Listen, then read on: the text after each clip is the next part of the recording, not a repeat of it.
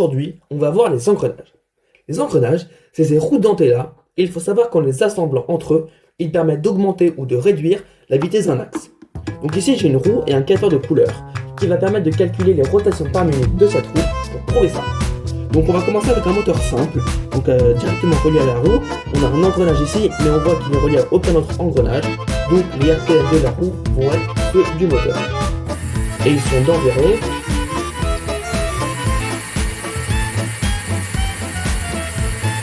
330 RPM. Environ 330 RPM.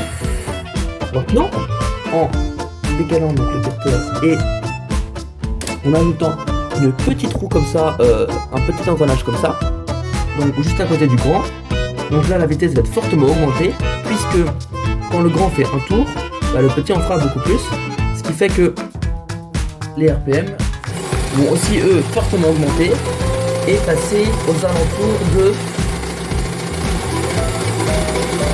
1500 RPM. Donc là on est passé à 1500 RPM, donc avec un engrenage. Et à l'inverse,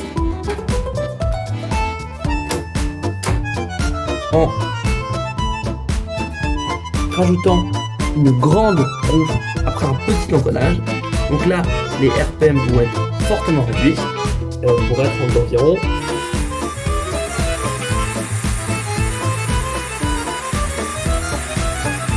72. Environ 72 RPM.